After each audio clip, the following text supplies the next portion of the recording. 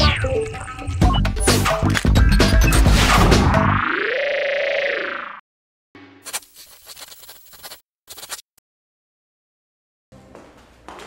que fome, amiga! Ai, estudar abre o apetite. Olha o que eu achei! O que é? Um pudim de passas que a minha mãe deve ter acabado de fazer. Parece muito gostoso. Sabe o que isso me lembra? O quê? Química. Ai, não, eu não acredito. Até comida te lembra química. Ai, é que toda vez que eu como pudim de passas, eu lembro do átomo. Ué, mas qual é a relação? Ai, é que em 1897, J.J. Thomson descobriu, depois de uma série de experimentos, que existem partículas menores que o átomo e dotadas de carga negativa, o elétron. E ele provou dessa maneira que o átomo não era indivisível. Muito fácil, né? É! Thomson descobriu também a existência de uma esfera positiva na qual estavam os elétrons. Assim, a carga elétrica do átomo seria nula, pois a carga negativa dos elétrons compensaria a carga da esfera positiva. Tá, mas tipo, continuo sem entender qual é a relação disso com o pudim. É fácil, amiga. Olha só, o que acontece é que para ele o átomo era uma esfera positiva, cheia de partículas negativas, os elétrons. E esse modelo ficou conhecido como pudim de passas. O pudim é a esfera positiva e as passas, os elétrons.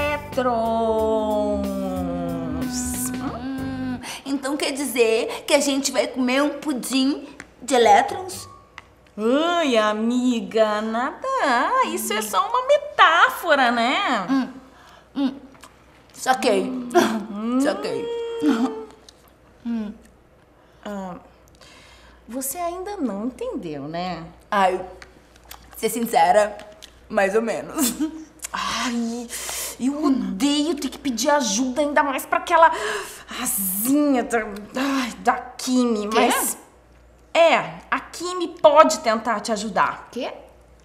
Presta atenção. Tá.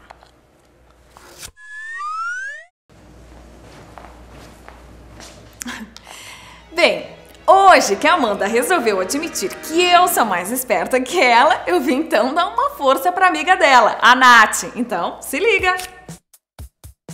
Esse é o modelo de Thomson que a Amanda estava falando. A esfera positiva é a parte em vermelho e as partes menores em laranja são os elétrons.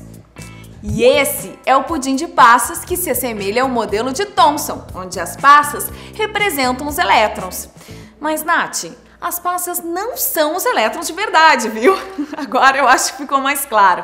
Mas eu deixo vocês com ela outra vez. E se precisarem de ajuda, é só chamar. Agora eu vou comer o meu pudim.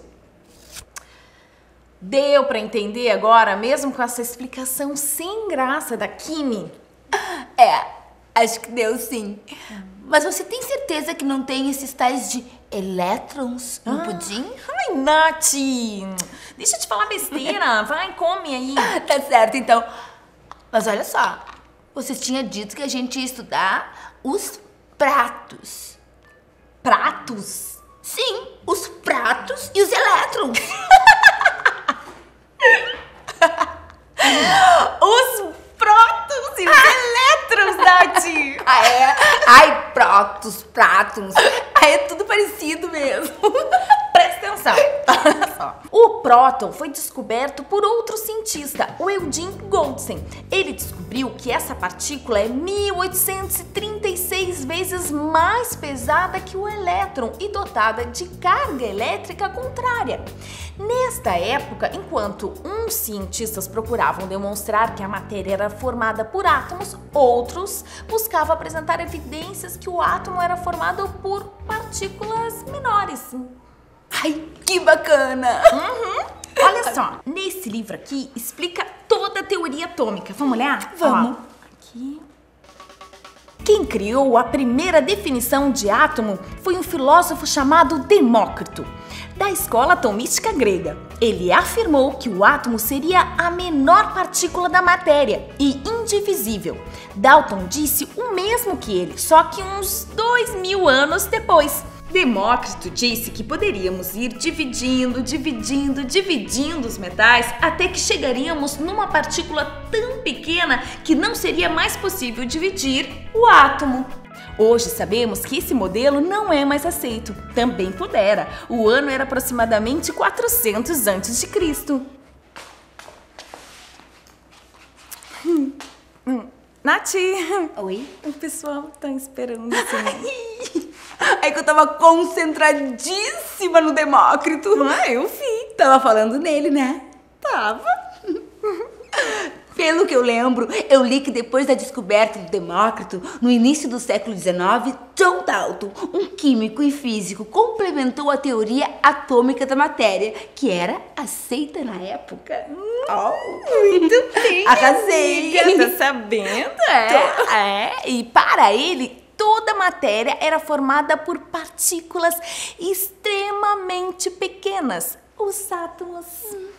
Porém, a ideia de indivisibilidade foi mantida. O número de átomos diferentes existentes na natureza era pequeno e a formação dos materiais se dava por associações entre átomos iguais ou diferentes. Mas Dalton fez outras descobertas também, não fez? Sim, ele também criou a lei das pressões parciais, ou lei de Dalton. Também estudou o daltonismo, doença que impossibilitava a diferenciação de algumas cores, principalmente o verde e o vermelho. Dalton sofria desse mal e foi o primeiro cientista a estudá-lo. Por isso, o nome do distúrbio é daltonismo. Ai, muito interessante! O cara era fera mesmo, hein? E depois dele, o J.J. Thomson descobriu aquela teoria do pudim de passas. Essa amiga eu nunca vou esquecer.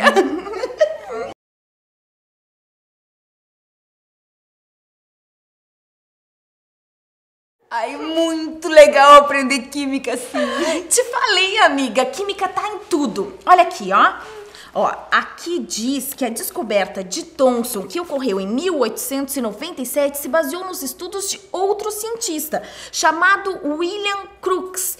Ele construiu um aparelho para estudar os raios catódicos, que depois receberam o nome de elétrons. O aparelho usado é semelhante a uma lâmpada fluorescente. E diz aí que aparelho é esse? Parece complicado, mas olha só, presta atenção. Tá. Este aparelho se chama ampola de Crookes. E tem alguma imagem desse tal aparelho? Deixa eu procurar aqui. Num tubo de vidro foram colocados 2 eletrodos. Um cátodo, polo negativo, e um ânodo, polo positivo. O interior do tubo foi preenchido com um gás e foi submetido a uma descarga elétrica superior a 10.000 volts. Do cátodo, ele observou que partia um fluxo de raios. Estes se dirigiam à parede oposta do tubo, produzindo uma fluorescência na parede oposta da ampola de vidro. E olha, aqui diz que ocorreram outras experiências. Olha só, aqui diz que nesse segundo experimento, os raios catódicos, ao incidirem sobre um anteparo, produziam uma sombra na parede oposta do tubo, permitindo que Crookes concluísse que eles se propagam em linha reta. E para terminar, como ele ainda queria descobrir mais, montou um terceiro experimento. Presta atenção neste outro exemplo. Ao colocar um catavento na trajetória dos raios, Crookes observou que ele se movimentou, permitindo concluir que os raios eram dotados de massa. Olha como eu tô manjando do assunto. Por fim, os raios, quando foram submetidos a um campo elétrico, eles sofreram desvios no sentido da placa positiva, possibilitando mais uma conclusão de Crookes. Os raios catódicos são dotados de carga elétrica negativa. Fácil, né, amiga? Dessa forma, alguns anos depois, Thomson formulou a teoria sobre a estrutura atômica da matéria, que ficou conhecida como pudim de passas, que a gente estava falando antes. Sim, enquanto eu comia os elétrons.